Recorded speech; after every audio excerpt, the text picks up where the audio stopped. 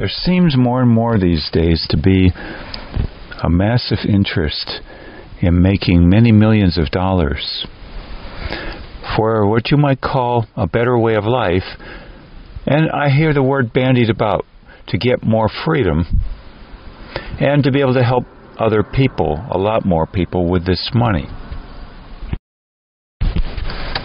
And many people then, when opening up a discussion on money, might bring up the verse in the Bible, the Christian Bible, saying, money is the root of all evil, and try and decimate that verse as to everything about it.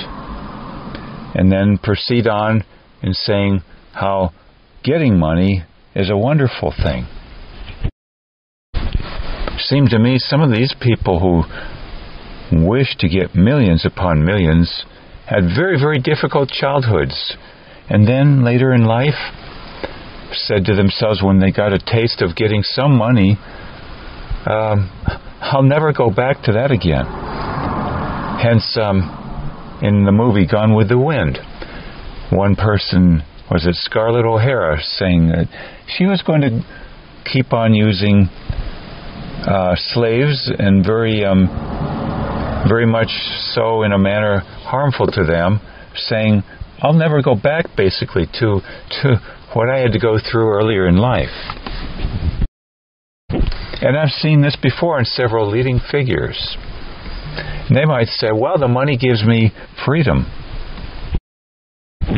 Now, over and over again, I see, yes, that money can give freedom from certain temporary pains. Let's say especially if you find yourself not liking a particular person or a group of persons.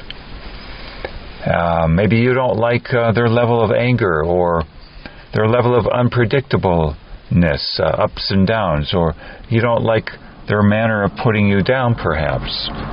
Money then could afford you the chance to break free of these types of people by, quote, getting your own island. And I'm not joking. And the costly jet to get there in an isolated manner, too. Some saying that it was toxic to their personality to sit side by side the average person on a plane. They wanted to isolate while getting to their isolated island Shangri-La.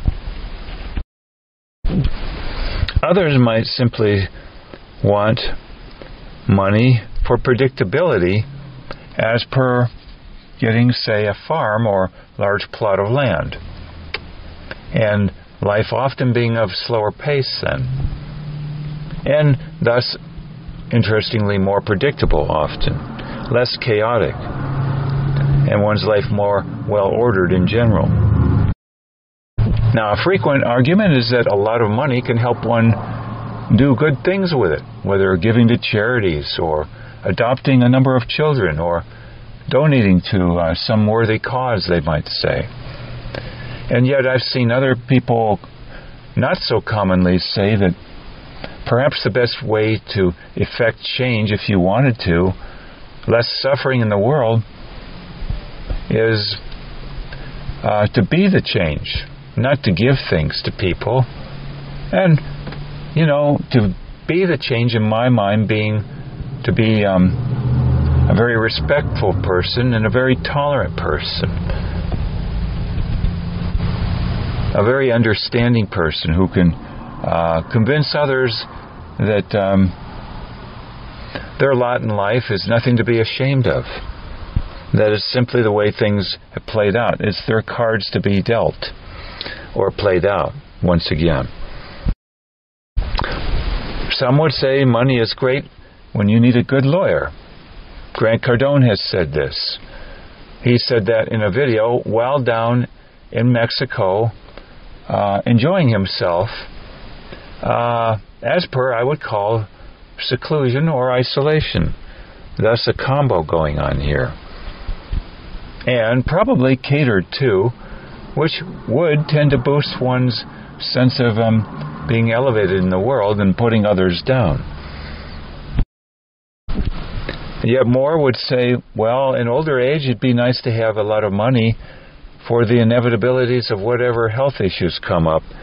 The best doctors, the best insurance plans, the best catastrophic plans, the best quote-unquote nursing homes, and even Alzheimer's homes. One might even want to have enough money on hand to get the best brain surgeon in the whole world, should it come to that. Now, I'd throw out that today I noticed popping up on my phone the title of an article in the Atlantic magazine, and it was discussing how some people more and more are regarding everybody as toxic, and then wanting, I guess, to isolate from all these people, to say, basically, I don't want to have anything to do with you, to write them off. I see so many, quote, narcissist experts. I don't like that word, but I see them touting the word, first of all, which is very disrespectful in my mind, and second of all, they're urging basically that the manner to handle such a situation is to spot them and run for the hills, i.e. isolate. The more money, thus the better. To get on your jet and go to your island retreat with the gym there and staff and who knows what. Maybe even a built-in little mini hospital. In fact, there's a movie, I'm trying to remember the name of it, wherein one person got hit by a car slightly, and the person driving was quite wealthy, took the person home with them to try and patch them up and perhaps prevent a lawsuit from happening, and lo and behold, a senior individual in the household was living in a hospital, quite ill, built into the home. I might add, having hired probably their own nurses, doctors, according to their precise desired specifications. Now, there's a movie with Queen Latifah, trying to remember the name of it, and in there's a Mr. Cragen portrayed, and he's a businessman, perhaps owns a corporation, department store, if I remember right. And in the movie, Queen Latifah was describing him as a man for whom enough is never enough. Seems to me then, this fascination with piling up millions of dollars is a form of using it to satisfy a number of addictions, as per, especially brought out by the late Dr. Anne Schaaf, who wrote When Society Becomes an Addict. I'd say, in my opinion, some societies in parts more than others. Now, what then is an addiction but for running from some fear? Again, often through the use of money to get exquisite in terms of isolating or controlling one's environment in general, postponing certain inevitabilities or slowing things down, making it more predictable every which way around. But isn't an addiction in that you're running from something, and the cost of feeding it, of getting your fixes, and I'm not generally talking now of chemical-based, but what Anne Schaaf talked of as process addictions, like expensive, ever-changing, multitudinous distractors, putting oneself up elevated-wise in opinion, inaccurately, and others down inaccurately, and making things very predictable and slow in change, what I call control. But surely, as I remember one man I met in a coffee shop 2 or 3 years ago, this is a never-ending battle that is never satisfied. In fact, I remember a man who wrote a very popular financial book. I'm not going to mention his name at present, but the book author was featured on a show, and before the show started, the show host said, "I have to warn you, this man swears a lot." And also the man later has turned to being quite nervous about money and our financial situations, and urging Bitcoin use. Now, I may have meandered. I was going to talk briefly about a man I met several years ago in a nearby town who once built very exclusive apartments or condos in the southwest of our country. And ironically, it was very frustrating to me that after we would meet each time, in half an hour's time, he said, I have to get back to check the figures in the stock market. And, of course, if the numbers were going down, that would ruin his day, I believe.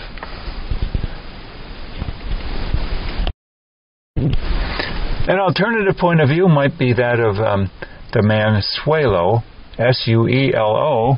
There was a book written on him. The title might have been The Man Who Lived Without Money, for I'd say about 10 years' time. His having left his princely sum at one point of $50 in a telephone booth in Utah, perhaps, and then walked away and lived without money for 10 years. He was, by the way, of the Plymouth Brethren faith, of the Christian faith in general. It seems to me that one thing or two or three completely lacking from the approach of what I call the money approach, and I mean at high levels too, not necessarily that high, is the lacking in several areas, addressed most often by spirituality, and not necessarily religion, I might add, and some faiths more than others, such as the topic of acceptance. Acceptance of what we will all have to face one day, death itself, and how it happens. Noticing that the famed actress, who was it? She played in Roman Holiday and suffered greatly in childhood during World War II. Audrey Hepburn. Yes, she and the famous writer Gore Vidal both had said they're not afraid of dying, but the process of dying. And I might add, interesting thus that they could not accept the process of dying as well as dying itself. Noting then that people like, who was it? Ernest Becker won a Pulitzer Prize for his book, The Denial of Death, in the 60s, and Sheldon Solomon, a professor up in Canada, extending the work of this amongst a few other people, talking of how many who cannot accept death might transition to wanting to leave a legacy, often with money. And this was, in my opinion, Carnegie's approach, who, by the way, was arguably the richest man at one point, or overall, in the whole world, but how he got it through the manufacture of steel, cutthroat competition-wise perhaps, and through the war effort thus applied. And it is stated in a video on him, a biography, that he crashed into a massive depression at one point in time. He may never have recovered from it, and gave away almost every cent, except for a little bit to one relative. It having been stated, maybe from his mouth, that this was done to try and better mankind, but in my opinion, mostly to assuage guilt that in turn caused massive depression. I might add then that the serial king, Mr. Post, whose wife, Marjorie was it, had a 66-wing or room place up in, was it New York City, amongst other places, maybe something in Florida. He once ended his life. So much for a lot of money there. Seems to me then, acceptance of death and how we die, and not needing to leave a legacy, issues of living a life rather free of guilt, rather free of massive fears, catastrophizings, if you will. As per Dr. Aaron Beck, who started cognitive behavioral therapy in the 60s, having said in his opinion, all psychiatric disorders have as a common root something we catastrophize. than a 7-minute video on YouTube. And of course, some would say from a Buddhist perspective that the least anger we have, the least fear, the more serene we'll be. So, to recap then, maybe a different approach would sometimes be called a spiritual approach, but that's a very murky term in my mind, especially in the present age. But why not focus on terms like acceptance?